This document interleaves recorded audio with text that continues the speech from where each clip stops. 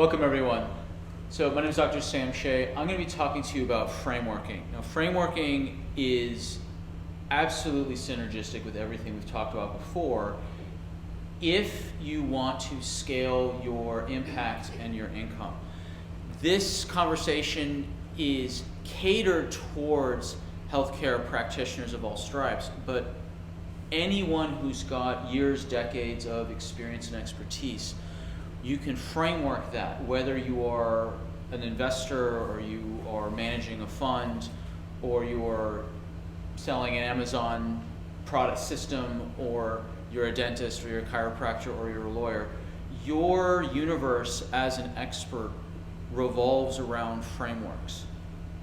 Your ability to make a learnable, easy to understand, implementable framework is absolutely critical on your long-term impact and your long-term income. Did it overshot? Nope, it didn't. All right. So have you had these aspirations? You want to free up your time in your business. You wanted to scale your knowledge and expertise and your experience. You wanted to write a book or teach a course, increase your income, but not on the expense of your time. And most importantly, do you want to leave a legacy? Maybe not just for your family, but for the world or for your local community. What is it that you want to stay behind you when you eventually go? The answer is your framework. Some people want to do it in a building, which is basically a house of frameworks. If it's an academic institution, a business institution, all of those institutions thrive not based on the building, but based on the frameworks that are taught and disseminated within it. Challenges. Whether you're in a clinical practice or you are in a service provider like a lawyer, or you're doing investments, or you're teaching Amazon growth, or whatever it is, have you found yourself repeating yourself? Here's a trick. If you repeat it, you write it down. That's a key phrase to keep in mind. If you think you don't need a framework, ask yourself, what do I keep repeating over and over and over again? Are you stuck in your business instead of scaling it? Have you been rejected by marketing people, whether they're bloggers or big media or summits? It's like, oh, great, you're just another investor or you're just another person with a good story. We're actually looking for people to reframe the entire discussion. Where is your framework? Do you not have a framework to actually deliver your expertise? So here's the struggle for me. I repeated myself a lot in practice. My background is that I got started in natural health 23 years ago. Back when I was a teenager, I was very, very sick, chronically ill. No one really understood what was going on. Both my parents were medical doctors, as well as my grandfather, though he had passed 17 years before I died. My father and my grandfather are very famous medical doctors. My grandfather was the founding director of the Fels Cancer Research Center at Temple University. He published over 300 articles and created the first mouse models for breast cancer, some forms of childhood leukemia, as well as the peptic ulcer models we use today. My father is a world expert on moral injury and PTSD. He's written 2 books, many other accolades, and yet,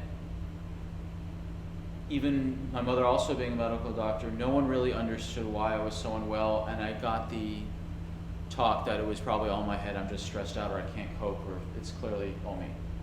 And I decided as a teenager that if I was supposed to be healthy, it was on my shoulders to do it. And that's when I took my first seminar in the natural health field.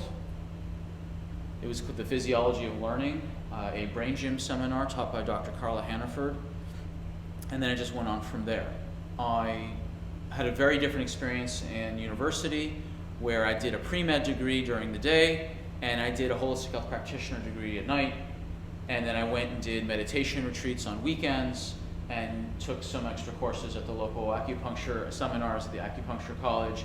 I had a very different life experience. I ran an organic kitchen co-op while I was there. I did not do the standard party whatever stuff at all when I was in university. I was absolutely focused on becoming a natural health doctor. Knew I was going to be a doctor when I was 6 years old. I just didn't realize I was going to be a natural doctor. Then I traveled around for a year and a half doing some service, teaching meditation and breathing techniques to communities that were in dire need. Then I went to chiropractic school here in Dallas, Texas. There, I was a teaching assistant in the anatomy labs for 2 years.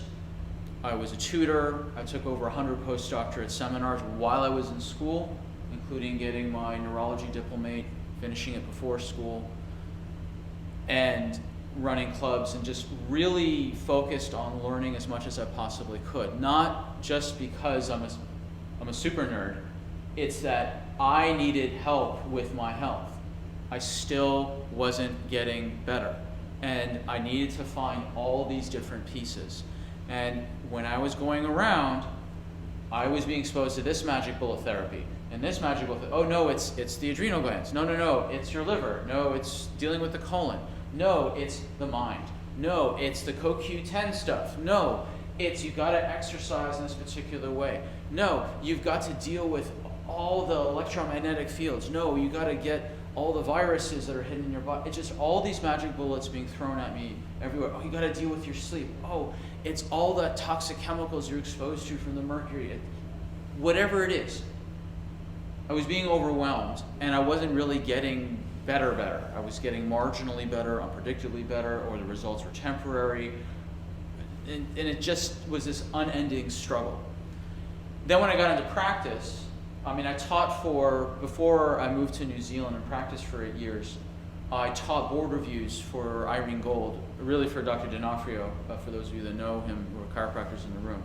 I taught board reviews, meaning I traveled around the country teaching basic and clinical sciences and x-ray diagnosis to other chiropractors so they could pass their examinations. I then went to New Zealand, practiced for 8 years, and worked with some incredibly sick people: chronic fatigue, fibromyalgia, insomnia, autoimmune issues, digestive problems, hormone dysregulation, and all in the same person. Usually the typical 35 to 55 female who has had a kid or two and is overwhelmed, exhausted, burnt out, can't sleep, and their life's falling apart. This was my most common patient. And what I was doing was I was repeating myself over and over again. I was data dumping way too much content. It was overwhelming for them. It was exhausting for me. And it was hard to follow. I had no kind of things to hand them, things to refer them to. There was no framework. And I was giving all of this information away, repeating myself, and ending up with an extremely low, hilariously low hourly rate when I actually calculated it out. So I was getting burned out, I was going broke, trying to help people. And that's not sustainable. Does this sound familiar to anybody?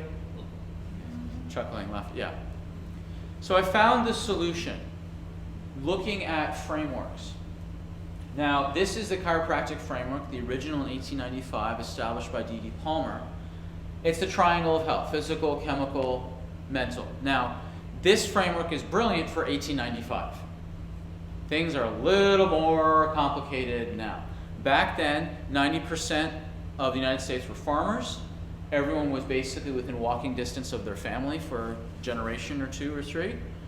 The artificial light had only recently come into the scene with Edison's popularization of it.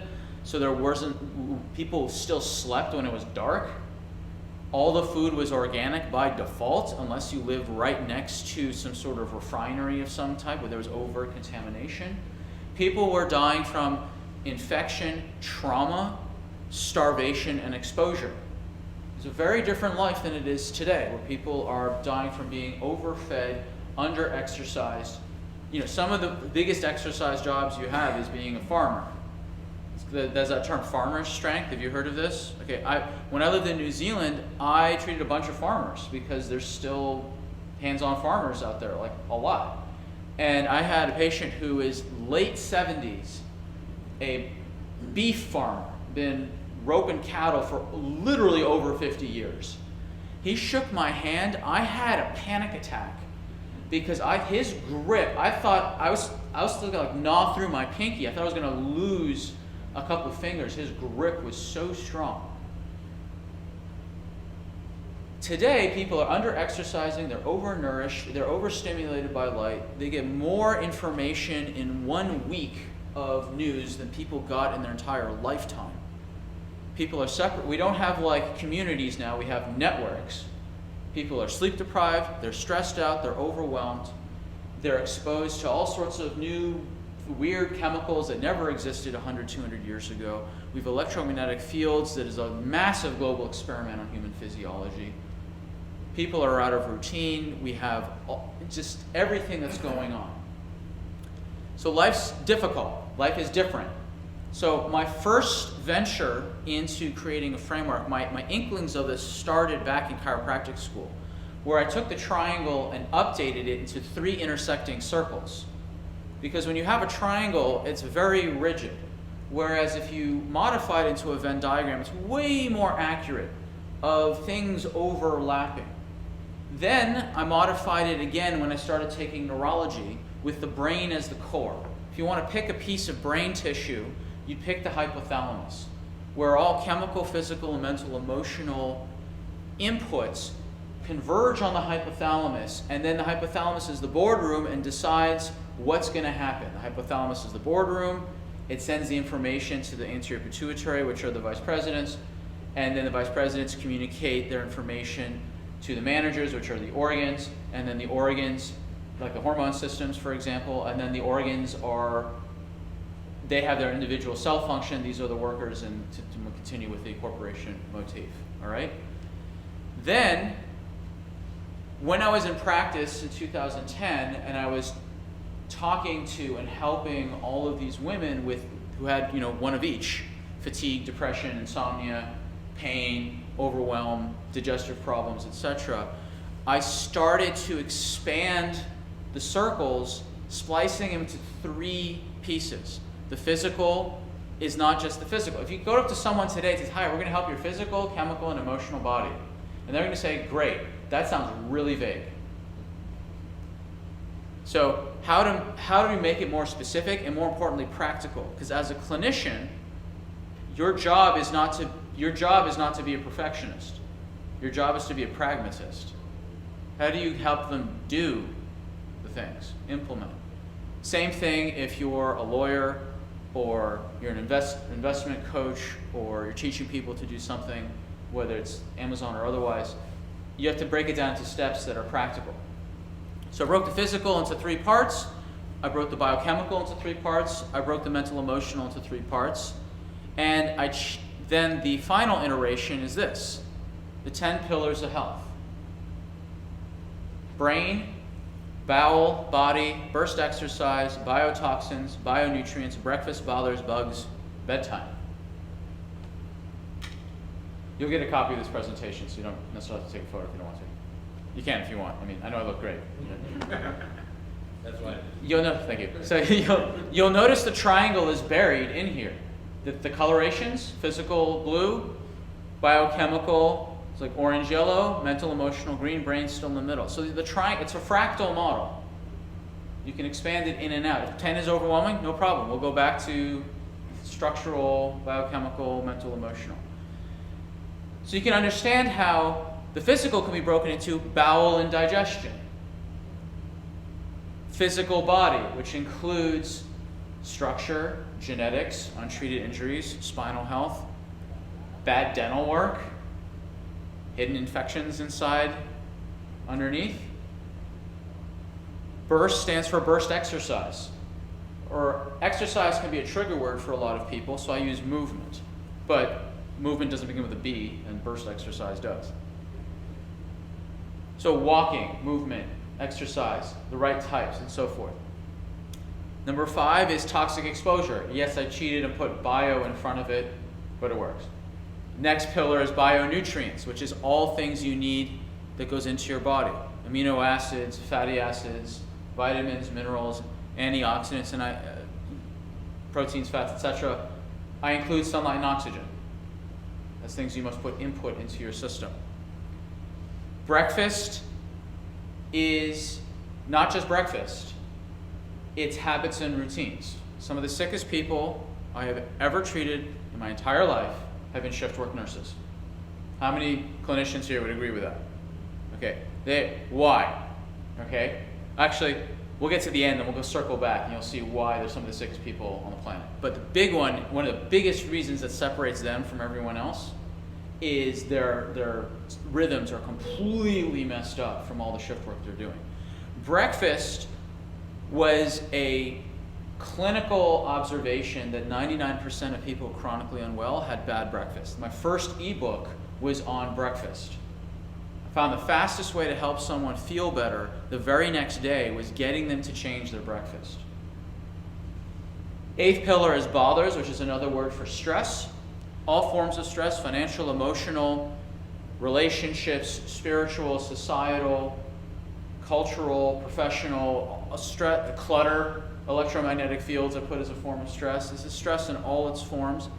Bugs is hidden infections, mold, and dysbiosis. Your relationship with all things microscopic. Bedtime is sleep. Consistency, duration, depth, quality.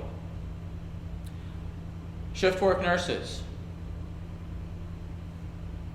Their brain and hormone system, their adrenal glands are borked because they're constantly stressed out. Their digestion is off because, one, their circadian rhythms are off and they're stress-eating junk food all the time because you know how quality hospital food is. Their physical body is usually injured because they're dealing with unruly, spastic, or heavy patients. They don't get a lot of exercise except walking up and down the halls. They have no time and they're too tired. They're massively toxic exposure. I have a colleague of mine who was a hospital nurse. She went into the broom closet where they happened to store all the leftover chemo.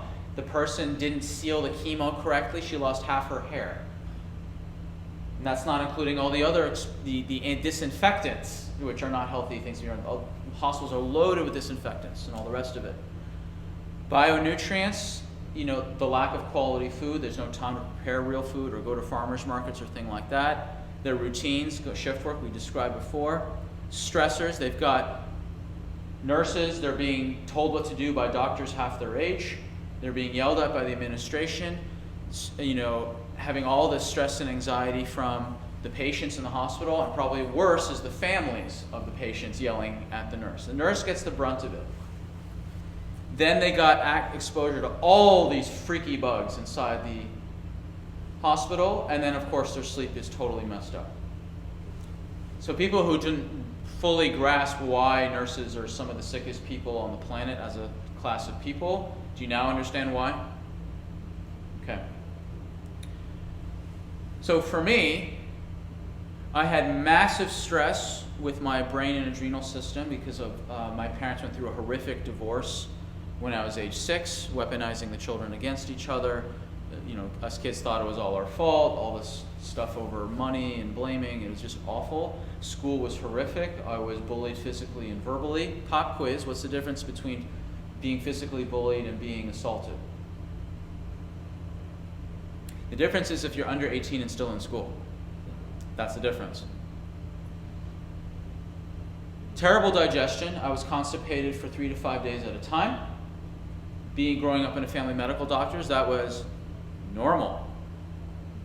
But if you don't move your stool, all those toxins recirculate, affecting your liver, affecting inflammation, affecting your brain. Physical body, I thought upper back pain was normal from sitting, playing video games and watching TV and sitting at a desk all day. Plus I was injured from the bullying. I didn't get a lot of exercise when you sit all day in front of a screen or in front of a desk. Toxic exposure from my parents checked my cholesterol at age 7, determined it was too high, and put me on a low-fat, high-carb diet full of breakfast cereals, ice cream, ramen noodles, SpaghettiOs, crackers, and candy. And, of course, punctuated by the occasional McDonald's.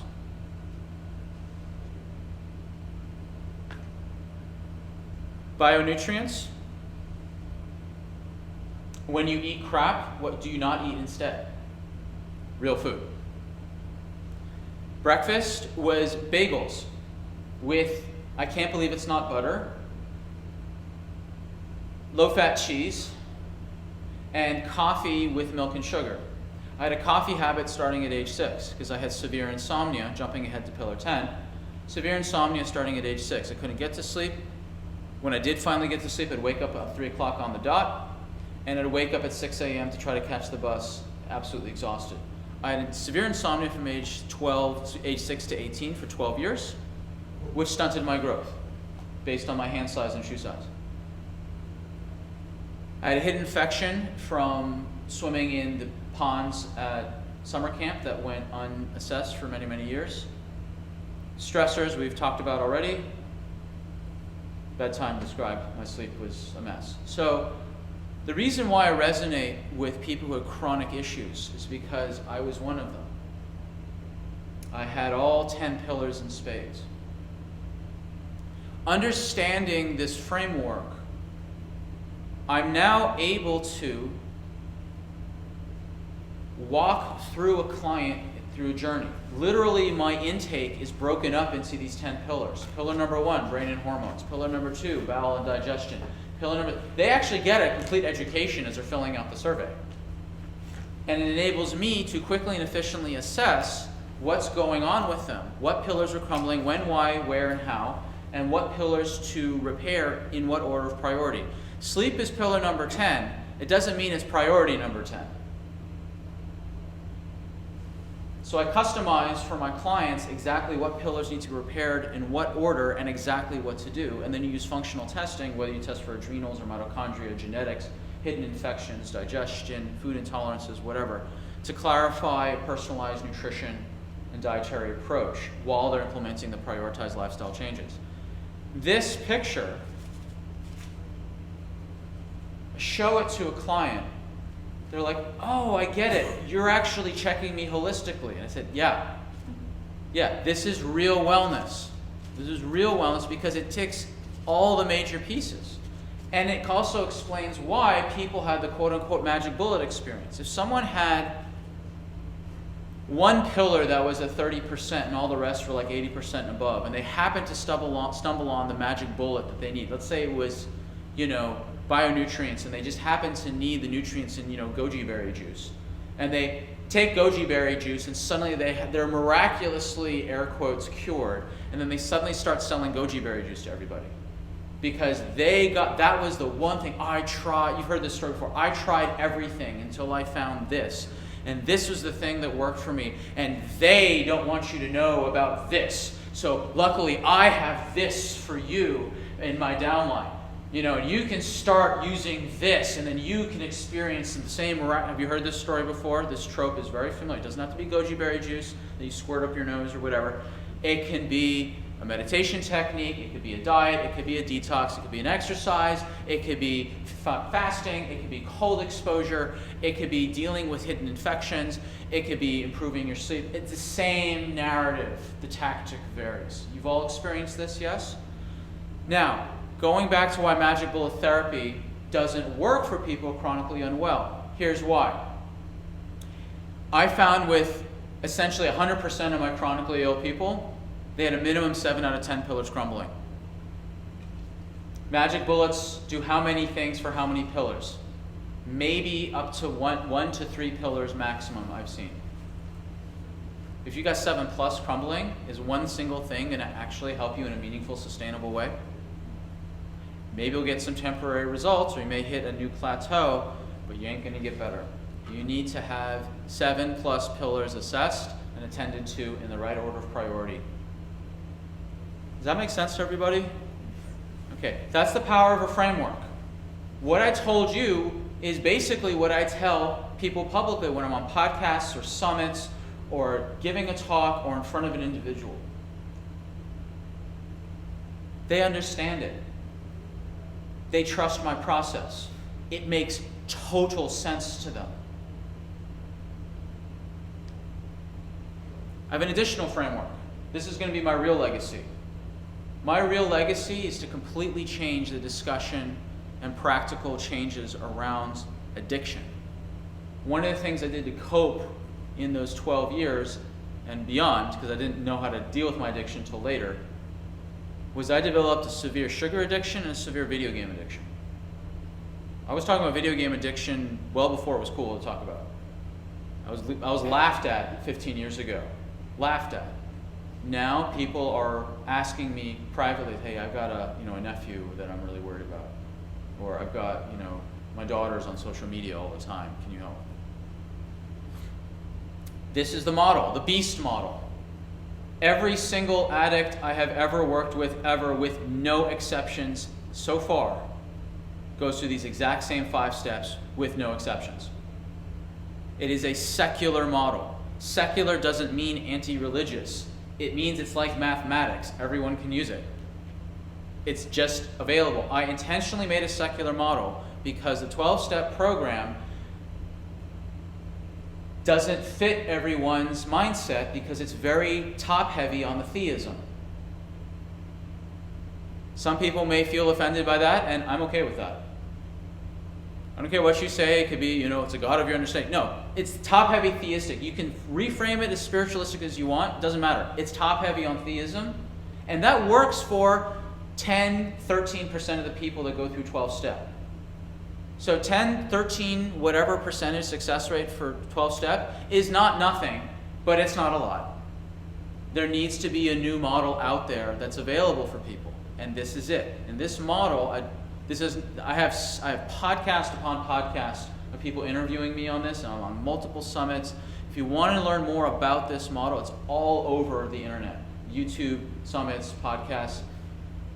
But this is a meta framework because it explains everyone else's approach to addiction. You can fit every single approach, including 12-step, into this model. The power of a framework is that you can change the world. And this is my legacy. This is what I want to do in my lifetime. So we talk about frameworks. Here's the old world and the new world. The old world was you spend all this time data dumping, exhausting yourself and overwhelming the person you're working with. The new world, you give bite-sized structure, something they can visually take home. In the old world, the way you influence people was personality-driven. Right now, it's framework-driven because there's personalities all over the place, and it's not the personality that wins long-term, it's the framework that wins long-term because you get everyone else's personality endorsing your framework. See? In the old world, it was a few people with public content.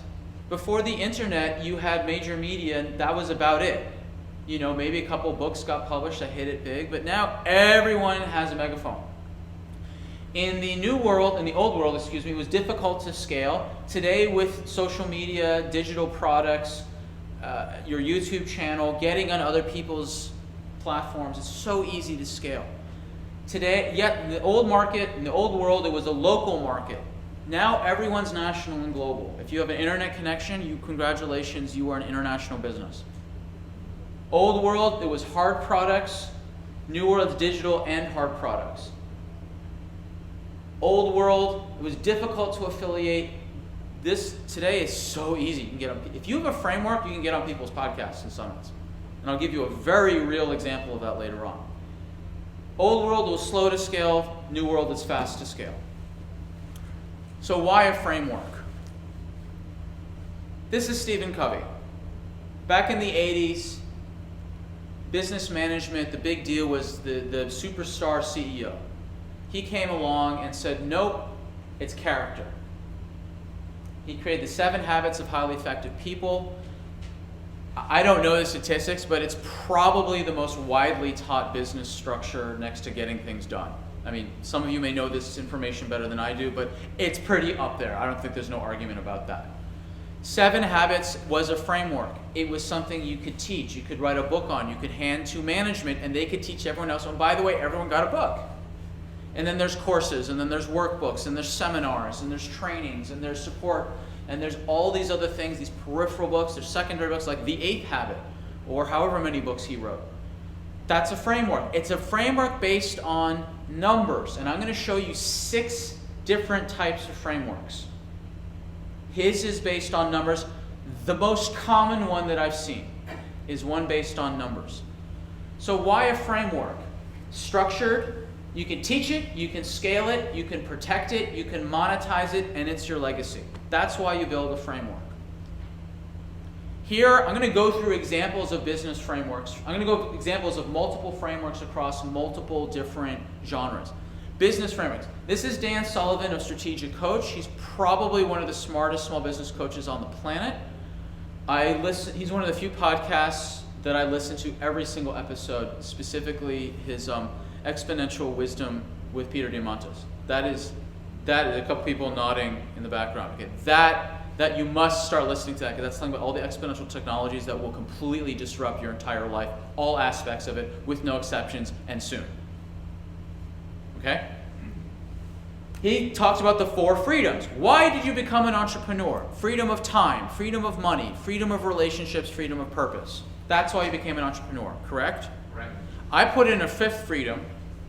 It's just another talk called your health freedom, which if you sacrifice that freedom, you can hardly achieve those other 4, and if you do achieve those other 4 at the expense of your health freedom, you can't enjoy those 4 freedoms. That's why one of my main targets for my niche are entrepreneurs. I love helping entrepreneurs because they're the needle movers of society. They're also the most maligned, which is very unfortunate. If I can help entrepreneurs, they will help scale the changes in society. So I love helping entrepreneurs. As one myself, I really, really understand the difficulty of being one. Okay? And if you don't prioritize your health freedom as a business expense, as a line item on your yearly budget, all those 4 freedoms will eventually become meaningless. Brendon Burchard, another very famous entrepreneur. He has his Create Anything framework, and I have made my presentation according to this framework. Okay? I'm following his framework. I took his seminars 2012, 2013, the Experts Academy, which he's still doing. Business framework. How do you make a PowerPoint? Here you go. Chinese medicine. That's a framework, 5,000-year-old one. On the left is Yin Yang, probably the oldest framework oldest documented framework in health in existence is the Yin Yang symbol. To the left is one of my frameworks for Dr. Ten's balance method. I am mildly famous in a very small group of people within the Chinese medicine world. If you Google Dr. Tan's balance method on Google Images, that shows up first across the whole world of images, because I summarized basically 1,000 hours of study of Chinese medicine into one thing, filtered through Dr. Tan's first 2-day seminar. If you're an acupuncturist, this is gold. This is an entire career in this one chart. And it's it's color coded very specifically according to the 5 elements. It's according to the Chinese clock. It's got all the foot tai yang, hand tai yin. This is a multi-layered framework that only an acupuncturist can truly appreciate. Just take my word for it. It's a multi-layered framework. This is why it's image number 1, because every acupuncturist who searches for Dr. Tan, they see this chart when they took a seminar, they're like, oh my God, that's the thing that's being printed out and put on my wall. Health frameworks. D.D. Palmer, we already talked to him, Triangle of Health. Dr. Scott Walker, who developed neuroemotional technique, one of the single best techniques available to help with people's emotional issues. He modified it to add, he spliced out biochemistry and toxins. So he has the home run formula. He loves baseball. You've got the 4R program put together by Dr. Jeffrey Bland, basically the grandfather of functional medicine. The 4R program, which almost every naturopath and functional medicine doctor uses to help heal up someone's gut. My health framework. Another health framework of mine. This is basically 20 years of my life on one slide. This explains the entire cycle of burnout or the entire cycle of chronic disease. Bad lifestyle choices or bad circumstance. If you're a 6-year-old and you're being fed high gluten bagel, literally the first ingredient on those bagels, I went back to the bagel shop, Rosenfeld's Bagels in town, looked at the ingredients out of morbid curiosity 25 years later. First ingredient wasn't wheat flour, it was high gluten wheat flour. That wasn't a choice, that was a circumstance. 6-year-old, you don't know any better. Okay? Bad choices and circumstances influenced through your individual genetics leads to one or more of the 4 adaptive responses: inflammation, free radical damage, tissue damage, or dysglycemia. Chronic adaptation leads to damage of one or more of the 3 major body systems: your detox system, your neuroendocrine or hormone system, and your gut GI system. Chronic damage, again, all these things filtered through your genetics, leads to symptoms.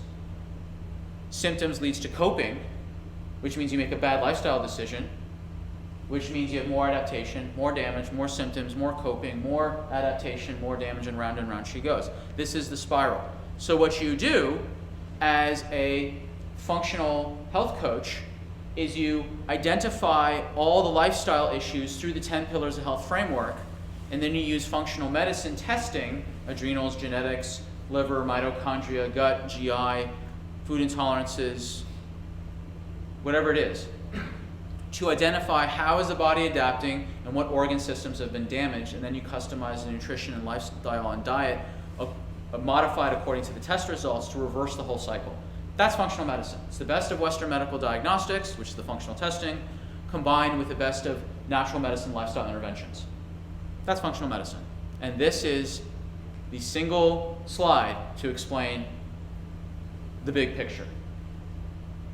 Does this make sense to everybody? Yes. Okay. Frameworks. Your functional labs are frameworks. This was my adrenal lab in 2015. I was flatlined. 2019, I'm almost textbook normal, basically textbook normal. Not quite, slight percentage off here and there, but it's pretty darn good, especially compared to what it was in 2015. Your lab readouts are a framework. I want to stay within the green, ideally in the middle of the green. That's a framework. If it's too low, oh, you're flatlined, because that's a framework term. It says, oh, you're super spiked up into the red. That's another. Your labs are a framework. This is part of the Organics Comprehensive Profile, or mitochondria tests that I run. All right? You've got the 21 markers that determine the function of your actual mitochondria. It's a framework. It's divided up into fatty acids, carbohydrates, the citric acid cycle. The B complex vitamin marker should be replaced as protein metabolism, methylation. If it's a high pattern, this is a framework discussion. If all the markers are to the right, it's a high pattern. That means your engine's running hot. We need to give you the nutrients so it has all the fuel to do it, and it's all the engine's lubricated, etc. If it's too low, that means your engine's melted. You have what's called mitochondrial retraction. It's a new term in the literature. You don't have enough mitochondria to make the markers. Your engine has melted. We need to rebuild your mitochondria. Different protocol. If everything's overall good, we have 1 or 2 markers that are spiked really in weird directions, that's when you do single source nutrient intervention. Done. Congratulations. You now know how to read a mitochondrial panel. Okay? I'm being simplistic, but you get the idea. This is a framework. Genetics. Okay? Talked about genetics earlier today in the seminar. I've lectured at genetics conferences with FitGenes. Here's a genetics framework. FitGenes, what they've done is that they've identified the genes that are, one, control the drivers of disease, not an individual one gene to create one disease. It's the drivers. The major genes for inflammation, free radical damage, liver detoxification, vitamin D utilization, methylation, cardiovascular circulation, and fat and energy metabolism. They then found, of those genes, which of those genes were higher up, which ones controlled the thousands of genes underneath them. You want the upstream genes to deal with. Then, which of those genes that were remaining that were upstream that control the drivers of disease, which of those genes are, what's that? Sorry, can you use this? The battery must have died on that. The battery died on this? Yes. Oh, sure. Sorry. Can I get a time check also? You got 20 minutes. 20 minutes. Oh, goody. Okay. Exciting. So, then of those genes, which of them have at least 10% variance in the population? So you don't want to test some random gene that only 0.001% has. Then of those remaining genes, how many have peer-reviewed research done on humans that have shown lifestyle and diet alone have made epigenetic changes on those genes? By epigenetics, I mean your genes are a dimmer switch, You have an upper and a lower limit. So your lifestyle, diet, and so on can change the dial, but there is an upper and lower limit based on the particular genes you have. You've got a red dot, it's down here. You've got a yellow dot, it's like here. A green dot, it's up here. So how many genes were left after all those criteria? 58. You're looking at the top 15. All of them are clustered together with inflammation. People are concerned about methylation. I'm not. I'm concerned about their inflammation because inflammation controls the methylation. The methylation genes are genes 29 to 37, not 1 to 9. 1 to 9 are all inflammation. 1 to 15 are all inflammation. This is a framework. We're going to look at clusters of your most important genes, of the most important process that controls basically every chronic issue on the planet that we know of, which is inflammation. Methylation issues are a secondary effect. Doesn't mean the genes in the methylation pathway don't matter. These just matter more because they control the methylation genes underneath them. Another gene test I run, carb choice. Determine your diet genetically. What is your carb tolerance? I used to think I was gluten intolerant. I am, but I'm also carb intolerant. I have a very low carb tolerance. I have the carb tolerance basically of an Eskimo. Once I cut down my carbs to my correct genetic equivalent, my digestive problems of 20 years cleared up within a week. And this is after I had been teaching nutrition for 15 years. That was humble. Byron Katie. How many of you know the work of Byron Katie? You all should learn about this. It's the single best technique on the planet, scalable technique to deal with emotional stress. She has 4 questions. The 12-step program. My addiction framework. There's an example of it. You can go look this up online given our time constraints. Sub-frameworks. How do you step out of each phase? I used alliteration. Just like the B's with the 10 pillars of health, how do you step out of believing a stressful thought? You resolve the root of addiction. You resolve the stressful beliefs. How do you deal with the emotional, physical stress response from believing a stressful thought? You increase your resilience with the 10 pillars of health. Addiction is a meta framework, and my 10 pillars is underneath that. So you can actually layer your frameworks and connect them to each other. So you have a congruent system. You can have a 3-dimensional framework that explains the totality of everything you've ever done and learned and shared. How do you step out of the anesthesia phase where you're reaching for your vice? You reduce, remove, replace the vice. You reverse the damage from the consequences you smolder in. And you reach out for help when you have terrible thoughts about yourself from the damage you just rendered from the vice you used to numb the sensation you felt from the thought you believed. Alliteration. Layered on top of color scheming, layered on top of an acronym, layered on top of the visual. Only thing this framework lacks is numbers. Smolder, a sub-framework to my model. Types of frameworks, okay? Numbers. 7 habits, 4 freedoms, 4 questions, 4R program. Brendan Burchard has the 6 E's of leadership, the 12 channels of Chinese medicine, 12-step program. Carb choice from Fit Genes, they're numbers 1 through 9 plus. The 10 pillars of health. Numbers are a framework. Alliteration is a framework. The B's, brain, bowel, body, burst, biotoxins, bionutrients, breakfast, bothers, bugs, bedtimes. The 4 R's of how to repair a leaky gut. Alliteration. Alliteration, the RE's of how to step out of each phase of the addiction cycle. Colors.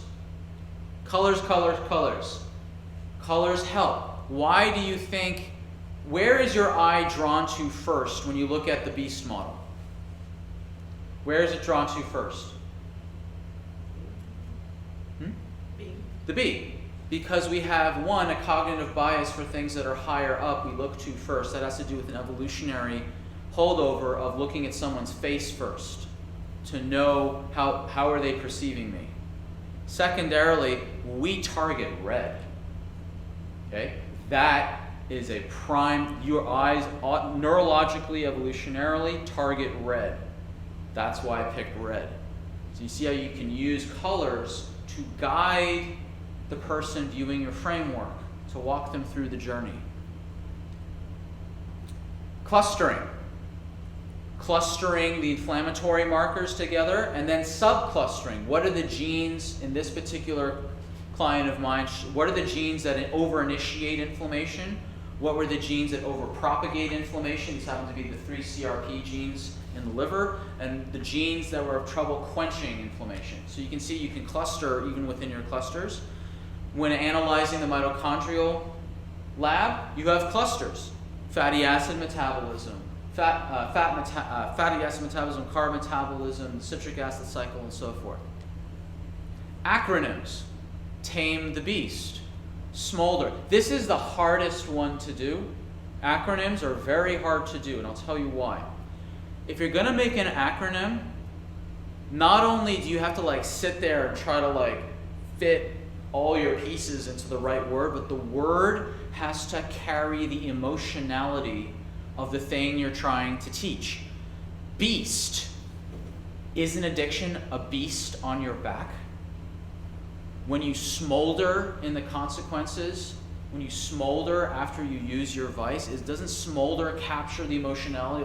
Oh, what did I just do after I binged eat, sugar or spent 10 hours on video games? Smolder captures the emotionality of what you're going through. That's how your acronym actually becomes useful, because it is an emotional, it's emotionally integrated into their experience, into the framework. That's the hardest one.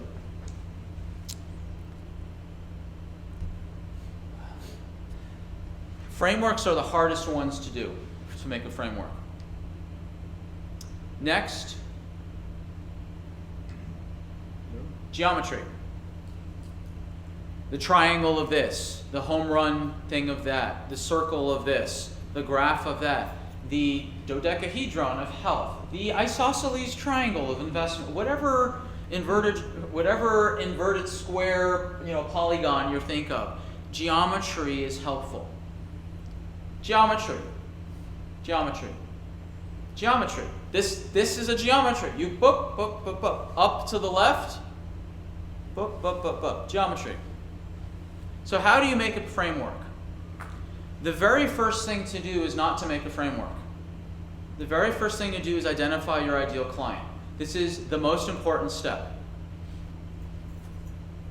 You then speak and write your content tailored to the ideal client. You then find the patterns in the content that you share. That's the patterns of what you share to your ideal client. That is what's turned into a framework. Then you make a product, then you market it. That's what you do with the framework. Identifying your ideal client. This is so important. If you're going to be going through the trouble of making a framework, you want to make sure that you attract your favorite clients. Here's several key questions. What clients give you energy instead of drain you? The ones you're excited to see or talk to or pick up the phone, versus the ones you're please no. You've all had this experience, okay? The ideal client follows your instructions. They get better from following your instructions. They pay you gratefully, on time, and they refer equally awesome people. You all know someone, hopefully more than one someone, who is your ideal client. Write them down. When you make your framework, you are talking to them and them alone. Why? Because what happens is all the metaphors, all their wants, their aspirations, the challenges, their solutions, their demographics, your framework will automatically attract more of that. So your framework becomes your marketing tool as well. It will attract your favorite people to work with. Does that make sense? Okay, this is totally Jedi, all right? This is the most important thing to do, is to find out who your ideal client is. Now, once you have figured out your key ideal client, then you start talking and writing. and you figure out what are the phrases, the metaphors, the analogies, the mnemonics, the pictures, the numbers, the colors, what resonates with your ideal client. Then you find the patterns, make the framework. How do you then once you make the framework, you make a product. There's oodles of products out there. There's books, workbooks, ebooks, audio, video, online courses, documentaries, telesummits, live seminars, certification programs, masterminds, software, professional services, product supplements, affiliate products, affiliate links, group coaching, retreats, membership programs, apps. That's a good summary of the stuff you can make with your framework. Would you agree? Okay, that's a pretty solid list. These are my 2 ebooks. One, on the far right, currently is being given away as a lead magnet for people to opt into my list. The one on the left, on addiction, is I'm selling.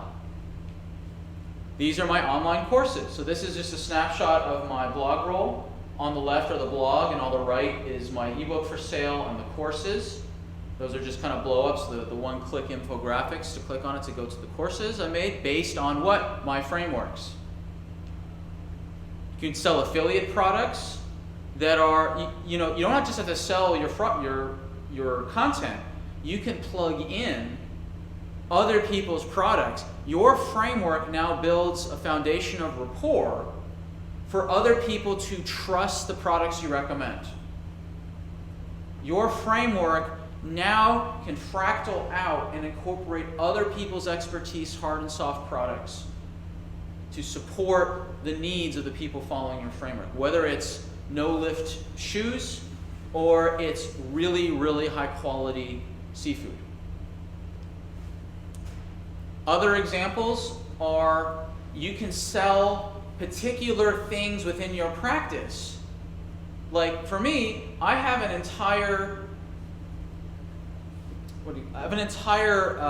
funnel for carb choice, which is a part of the bionutrients pillar number 6. So they click on it, they're taken to a sales page where I made a 39-second trailer and have a lot of copy underneath. Spoiler alert, if you really want to increase click-throughs, make a trailer of whatever you're selling. I did a split test on lead pages.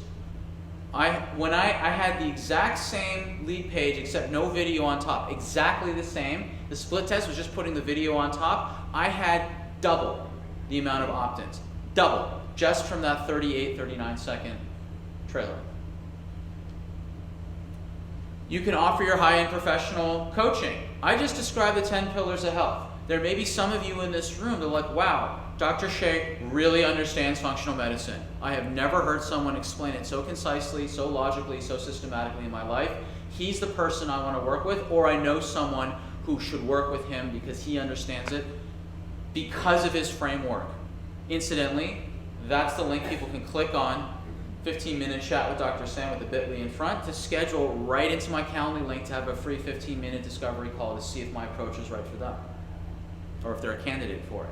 Again, custom framework, that's the other one. If people are interested in having their own framework made, if they're wanting to have a custom framework done for them. So, now you market your product. You can market it through any number of ways. There's the product. There's those 20 things, 15 things I listed before. Here's how you market it. Podcast summits, social media, YouTube, email marketing, big media. Everyone still can get a 15 or 30-minute PBS special. You can still do that. That's real. Public talks, webinars, affiliate campaigns, direct mail, live seminars, paid AdWords, email marketing, so forth. So, when I say having a framework, very much like having a book, but I'll tell you what, it's so much easier to write a book when you have a framework, because you know what? Those 5 phases of the BEAST model, those are the 5 main chapters of the book. Those 10 pillars of health, that's the 10 main chapters of the book. Once you have a framework, congratulations, you are 50% there to writing a book. Okay? This is the Healing Addiction Summit. I want you to look very carefully at who is on this Addiction Summit. That's Gabor Mate in the upper right corner. If you know anyone in the addiction space, it's him. All these people, and there's me right there. You know why? Eric Kerr, who was interviewing me for this summit, he told me point blank. He says, the reason why we selected you out of all these other people who we rejected was because you weren't just another one of thousands of healing stories of how you got out of your addictions. You have the most comprehensive framework on addiction I've ever seen in my life. The framework got me in, not just my story. Podcasts. If I have a framework, guess what? I'm now on podcasts. People want to interview me, whether it's the 10 pillars, whether it's the addiction stuff. I was on Wellness Mama on addiction, one of the biggest mama bloggers in the entire United States because of my addiction framework. I specifically taught it around, when you go learn my addiction stuff, you'll say, oh, he's only talking about screens and sugar. No, I'm teaching the model through the medium, through the examples of sugar and screens. Most people can relate to sugar and screens, or like food and screens. So here are the common mistakes in frameworking. Not identifying your ideal client, that's number one. Not using a combination of frameworking techniques, colors, numbers, geometry, acronyms, clustering, alliteration. No kind of aha synthesis of the visual. Some people don't have that. That's a gift of mine. I have, according to using Dan Sullivan parlance, I have a unique ability to make frameworks. I've done this with a singing instructor. I've done this with one of my martial arts instructors. I've done this with therapists. Like, I can take anyone's information from any field and make a framework out of it. This is a gift that I have. Other mistakes are not being willing to update your framework as you need to, not making the product, not protecting it, not making the product in the medium you don't like. Like, if you don't like writing, then don't write a book. If you don't like doing audio, then don't do audio. There's all sorts of ways to market your stuff. Pick the medium you love. You'll still reach people. Don't be forced into a box. Like, oh, you got to do a podcast. If you hate talking like that, don't do it. There's plenty of other ways to do it. And not marketing your product consistently. So your first step is to identify your ideal client. It's the same 5 steps we talked before. You can contact me for your custom framework. This is how to reach me, bit.ly/custom framework. You can go to my website, myframeworker.com. For those of you that want to know what building a custom framework looks like, the first session, if you work with me, is one we go over the how to identify your ideal client, that entire process. Session 2 is that you teach me your concise content as if I'm your ideal client. And so we're going to go through that session where you're going to teach me, like, not all the details of everything. You're going to teach me a condensed version of what it is, the big picture. And then what will happen is that I will come away from that session listening to you as if I was your ideal client, and then put together a framework for you. And in session 3 is we're going to review your content for clarification and assess the initial architecture of the framework that I put together. And I'll go back and then I'll continue to tweak it and continue to work on your framework again with your ideal client in mind. Session 4, we go over it, continue to make any changes, and so on and so forth, and just to really make it custom for you. And then session 5 is we go through product creation and marketing strategies on how you can deliver your framework. So that's the structure if you're going to work with me to create a custom framework. And I wanted to thank you and offer some closing thoughts that your framework is your path to scaling your impact and your income. Your framework structures your expertise so you can create information products to share with the world. And your framework is your legacy. It's what you will remember for and how you continue to serve even after you're retired or gone. So I encourage you to make your framework, make a difference, and build your legacy. And you can get in contact with me for a free 15-minute discovery call about building your custom framework at bit.ly/custom framework. And again, here's my contact information as well. So thank you so much. I really, really appreciated the opportunity to speak with you today. Please get in touch with me if you want to get your own custom framework done. Thank you so much.